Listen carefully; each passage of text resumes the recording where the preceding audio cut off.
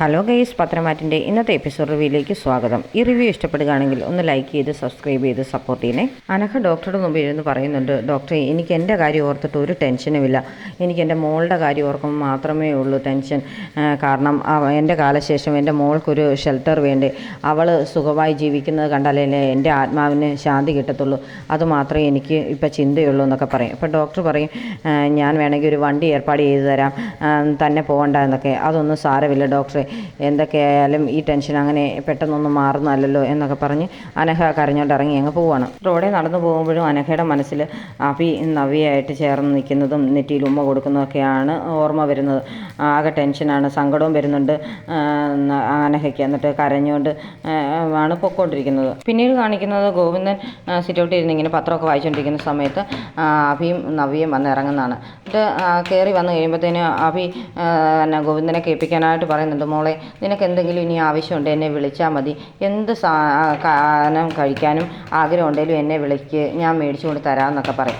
അന്നേരത്തേന് ഉടനെ ഗോവിന്ദൻ പറയും, മോനെ, ഇപ്പം മോൾക്ക് അങ്ങനെയുള്ള സാധനങ്ങളൊന്നും കഴിക്കാൻ പാടില്ല എന്നൊക്കെ പറയും. അതിനെന്താ അവളങ്ങനെ മായം കലരാത്ത ഫുഡൊക്കെ കഴിപ്പിക്കാനായിട്ട് എനിക്കറിയാം, ഞാൻ അങ്ങനെയുള്ള കടയിൽ നിന്നൊക്കെ മേടിച്ചുകൊണ്ട് തരത്തുള്ളൂ എന്നൊക്കെ പറഞ്ഞ് ഭയങ്കര സൂപ്പീരാണ്. അത് കേൾക്കുമ്പോഴത്തേന് സന്തോഷമാകുകയാണ് ഗോവിന്ദന്. എന്നാൽ എന്നെ അമ്മയോട് പറയണം ഇവളെ ഒരുപാട് ശ്രദ്ധിക്കാനായിട്ട്. ഇനി അധിക ദിവസമൊന്നും ഇല്ലല്ലോ പ്രസവത്തിന്, എന്താവശ്യമുണ്ടെങ്കിലും എന്നെ വിളിച്ചാൽ മതി കേട്ടോ, ഞാൻ ഓടി വരാമെന്നൊക്കെ പറയും. നേരത്തെ തന്നെ അതൊക്കെ കേൾക്കുമ്പോൾ നവിക്ക് സന്തോഷമാണ്, അതുപോലെ തന്നെ ഇവർക്ക് ഗോവിന്ദന് സന്തോഷമാണ്. ആ സമയത്താണ് അഭിക്കൊരു ഫോൺ വരുന്നത്. അനഘയാണ് വിളിക്കുന്നത്. ഫോൺ കോൾ കണ്ടു കഴിയുന്നുണ്ടെങ്കിൽ അഭി ഉടനെ ഫോൺ എടുത്തിട്ട് ഹലോ, ഞാനിപ്പം തന്നെ വരാം എന്ന് പറഞ്ഞിട്ട് ഫോണും കട്ട് ചെയ്യും.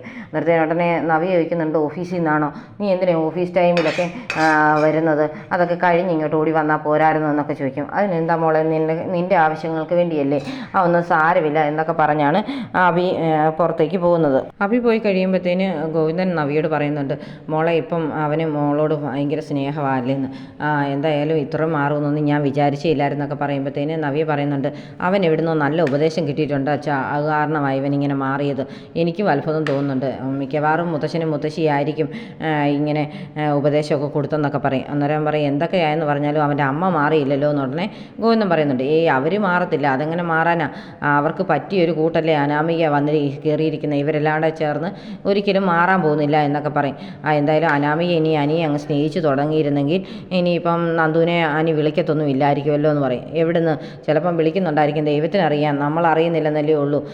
നന്ദു വിളിച്ചില്ലേലും അനി അങ്ങോട്ട് വിളിക്കും, കാരണം അവന് അത്രയ്ക്ക് ഇഷ്ടമാണ് നന്ദുവിനെ, അതുകൊണ്ട് അങ്ങനെ അവനെ മറക്കാനൊന്നും പറ്റുമെന്ന് തോന്നുന്നില്ല എന്നൊക്കെ പറയും.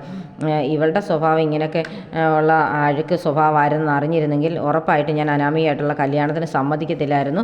അങ്ങനെ ആയിരുന്നെങ്കിൽ ഞാൻ നന്ദു തന്നെ അങ്ങോട്ട് വരട്ടെ എന്ന് വിചാരിക്കത്തേ ഉള്ളായിരുന്നു. അങ്ങനെയാണെങ്കിൽ ആ വീട്ടിലൊരു സമാധാനമെങ്കിലും ഉണ്ടായിരിക്കുമായിരുന്നല്ലോ എന്നൊക്കെ പറഞ്ഞിട്ട് അകത്തേക്ക് കയറി പോവുകയാണ് നവ്യ. അനഘ ഈ സമയം കടൽ തീരത്ത് കാത്തു നിൽക്കുകയാണ് അഭി വന്ന് ഇറങ്ങുമ്പോഴത്തേനും മനസ്സിലോർക്കുന്നുണ്ട്, ദൈവമേ, ഇവളെന്ത് കാര്യത്തിനായിരിക്കുമോ വിളിച്ചെന്നൊക്കെ.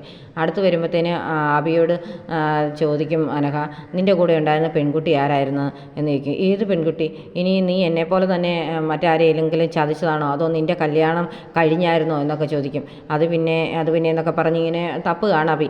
ഉടനെ പറയും, നീ ഇനിയും കൂടുതലൊന്നും പറയണ്ട, നിൻ്റെ കല്യാണം കഴിഞ്ഞെന്നും നിൻ്റെ കൂടെ ഉണ്ടായിരുന്ന പെൺകുട്ടി നവ്യ എന്ന നിൻ്റെ ഭാര്യയായിരുന്നൊക്കെ എനിക്ക് മനസ്സിലായി. നീ ചേട്ടൻ ആഗ്രഹിച്ച പെണ്ണിനെ വളച്ചെടുത്ത് കല്യാണം കഴിച്ചു, അവസാനം ചേട്ടൻ അനിയത്തിയെ കല്യാണം കഴിക്കേണ്ടി വന്നു. ഇതൊക്കെയല്ലേ നടന്ന സംഭവങ്ങൾ. ഇതെല്ലാം ഞാൻ നിൻ്റെ ഒരു കൂട്ടുകാരൻ നിന്ന് തന്നെ അറിഞ്ഞായിരുന്നു. അന്ന് കല്യാണത്തിൽ പങ്കെടുത്ത അവൻ എന്നോട് ഇതൊക്കെ പറഞ്ഞെന്നൊക്കെ പറയും. നിൻ്റെ ഈ ഫ്രോഡ് തരം ഇതുവരെ കഴിഞ്ഞില്ലല്ലേ, നീ ഒരിക്കലും മാറാൻ പോകുന്നില്ല. പിന്നെ നീ ആരെ കല്യാണം കഴിക്കുന്നു, നിങ്ങൾക്ക് കുട്ടി ഉണ്ടാകുന്നുണ്ടോ, നിങ്ങളെങ്ങനെ ജീവിക്കുന്നുണ്ടോ എന്നൊന്നും എനിക്ക് തിരക്കേണ്ട ആവശ്യമൊന്നുമില്ല. എനിക്ക് എൻ്റെ കുഞ്ഞിനെ നീ നോക്കണം, അവൾക്ക് നീ ഒരു അച്ഛനായിരിക്കണം, അത്ര മാത്രമേ ഞാൻ ചിന്തിക്കുന്നുള്ളൂ. അല്ലാതെ നിൻ്റെ കുടുംബജീവിതമൊന്നും എനിക്ക് തിരക്കേണ്ട ആവശ്യമൊന്നും ഇല്ലെന്നൊക്കെ പറയും.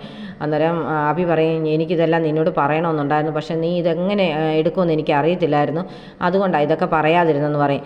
അതൊന്നും എന്നോട് ഇനി പറയുകയൊന്നും വേണ്ട, എല്ലാം ഞാൻ അറിഞ്ഞല്ലോ. പക്ഷേ എൻ്റെ കുഞ്ഞിൻ്റെ കാര്യത്തിൽ ഒരു നല്ല തീരുമാനം തന്നെ ഉണ്ടായിരിക്കണം, അല്ലെങ്കിൽ ഞാൻ നിൻ്റെ മുത്തച്ഛനെ വിളിച്ച് കാര്യങ്ങളെല്ലാം പറയുമെന്ന് പറയും. അത് ഓർക്കുമ്പോഴത്തേന് ഒന്ന് ഞെട്ടുന്നുണ്ട് അഭി. ഇതൊക്കെ പറഞ്ഞിട്ടുടനെ അനഘ അങ്ങ് പോവും. തിരിച്ച് വണ്ടിയിൽ പോകുമ്പോഴും അഭിയുടെ മനസ്സിൽ അനഘ പറഞ്ഞ വാക്കുകളൊക്കെയാണ്. ആകെ ടെൻഷനിലാണ് അഭി വണ്ടി ഓടിച്ചുകൊണ്ട് പോകുന്നത്. ഈ സമയത്ത് അനഘ വീട്ടിൽ ചെന്ന് ഇറങ്ങുമ്പോഴത്തേന് സങ്കടത്തിൽ ഇറങ്ങി ചെല്ലുകയാണ്.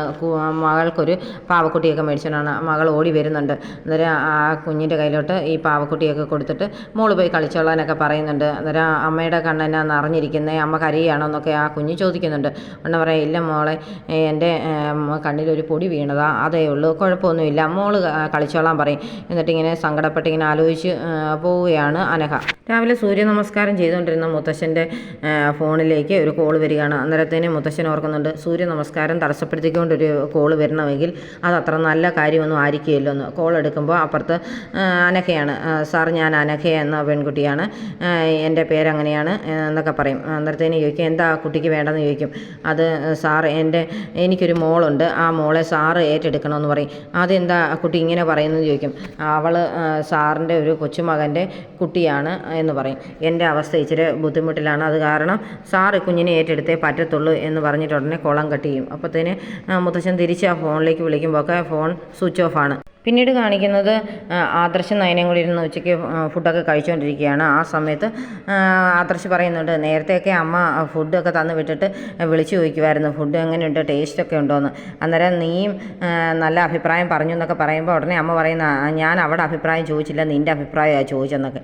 ഇതൊക്കെ രണ്ടുപേരോട് ഒത്തോണ്ടുള്ള കളിയായിരുന്നല്ലേ എന്നൊക്കെ പറയും. എന്തൊരു അഭിനയമായിരുന്നു എന്നൊക്കെ ചോദിക്കുമ്പോഴത്തേന് നയന പറയുന്നുണ്ട്, അതിനെന്താ, അമ്മയുടെ സ്നേഹം കിട്ടാൻ വേണ്ടിയല്ലേ അങ്ങനെയൊക്കെ ചെയ്തത്, ഇപ്പം കുഴപ്പമൊന്നുമില്ല എന്നൊക്കെ പറയും. അന്നേരം ആദർശ് പറയും, എന്തൊക്കെയായാലും എൻ്റെ ഒരു വലിയ ആഗ്രഹമായിരുന്നു നമ്മുടെ കല്യാണത്തിന് ശേഷം അമ്മ നിന്നെ സ്നേഹിക്കണമെന്നുള്ളത്, അതിപ്പോൾ നടന്നല്ലോ, അതിൻ്റെ സന്തോഷത്തിലാണ് ഞാൻ എന്നൊക്കെ പറയും. ആ സമയത്താണ് ദേവയാനി വിളിക്കുന്നത്. ദേവയാനി ചോദിക്കുന്നുണ്ട്, മോനെ ഫുഡൊക്കെ കഴിച്ചോ എന്നൊക്കെ.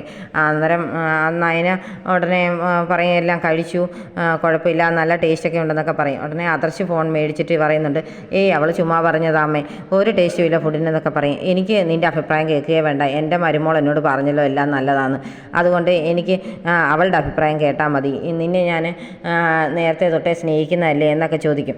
അന്നേരത്തേന് ആദർശ് പറയൂ, ഇപ്പം മരുമോളെ മതിയല്ലോ, മരുമോളോടാണ് സ്നേഹം കൂടുതലെന്നൊക്കെ ചോദിക്കുന്നുണ്ട്. നിന്നെ ഞാൻ ഉണ്ടായ കാലം തൊട്ട് സ്നേഹിക്കുകയാണ്, അപ്പോൾ ഇനിയിപ്പോൾ എൻ്റെ മരുമോളെ ഞാൻ സ്നേഹിക്കുന്നത്, അതുകൊണ്ട് 3/4 സ്നേഹം അവൾക്കും 1/4 ഇനി നിനക്ക് തരത്തുള്ളതെന്നൊക്കെ പറയും. അതെന്തായാലും നന്നായി, എനിക്കും അങ്ങനെ തന്നെയാണ് ഇഷ്ടമെന്നൊക്കെ പറഞ്ഞ് ആദർശ് ഫോൺ നയനയ്ക്ക് കൊടുക്കുന്നുണ്ട്. നയന ഉടനെ ചോദിക്കുന്നുണ്ട്, അമ്മ ഫുഡ് കഴിച്ചോ എന്നൊക്കെ. ഞാൻ കഴിക്കാൻ പോവാം മോളെ, നിങ്ങൾ കഴിച്ചേച്ച് നേരത്തെ വരണം കേട്ടോ, ഞാൻ ചായയും പലഹാരവും ഒക്കെ ഉണ്ടാക്കി വെക്കാമെന്ന് പറയും. അപ്പം നയന പറയും, വേണ്ടമ്മേ, ഞാൻ അങ്ങോട്ട് വന്നിട്ട് ഞാൻ ഉണ്ടാക്കിക്കോളാം എന്നൊക്കെ പറയും. അതൊന്നും വേണ്ട, ഞാൻ എല്ലാം ഉണ്ടാക്കി കാത്തിരിക്കാം, നേരത്തെ വരണമെന്നൊക്കെ നയനയോട് പറയും. അതിപ്പോൾ സമ്മതിച്ച് ഫോൺ വെക്കുന്നുണ്ട് നയന. ആ സമയത്ത് ആദർശിൻ്റെ ഫോണിലേക്ക് മുത്തശ്ശൻ വിളിക്കുകയാണ്. മുത്തശ്ശൻ ചോദിക്കുന്നുണ്ട്, നീ തിരക്കിലാണോ, ഇല്ലെങ്കിൽ ഇവിടെ വരെ ഒന്ന് വരാമോ എന്ന്. എന്താ മുത്തശ്ശ കാര്യം, ഞാൻ ഉണ്ടുകൊണ്ടിരിക്കുകയാണ്, അത് കഴിഞ്ഞാൽ ഉടനെ വരാമെന്ന് പറയും. ഇച്ചിരി അത്യാവശ്യ കാര്യമുണ്ട്, പെട്ടെന്ന് വരണം എന്ന് പറഞ്ഞിട്ട് മുത്തശ്ശൻ ഫോൺ കട്ടി. അപ്പോൾ ആദർശ് ചോദിക്കുന്നുണ്ട് നയനയോട്, എന്നാലും മുത്തശ്ശൻ എന്തിനായിരിക്കും വിളിച്ചത്, മിക്കവാറും അങ്ങനെ വിളിക്കാറില്ലാത്തതാണ് ജോലിയുടെ സമയത്ത്, അപ്പോൾ എന്തോ അത്യാവശ്യ കാര്യം തന്നെ ഉണ്ടെന്ന് പറയും. ഇനി മുത്തശ്ശന് വല്ല വയ്യാഴികയാണോ എന്ന് നയന ചോദിക്കുന്നുണ്ട്.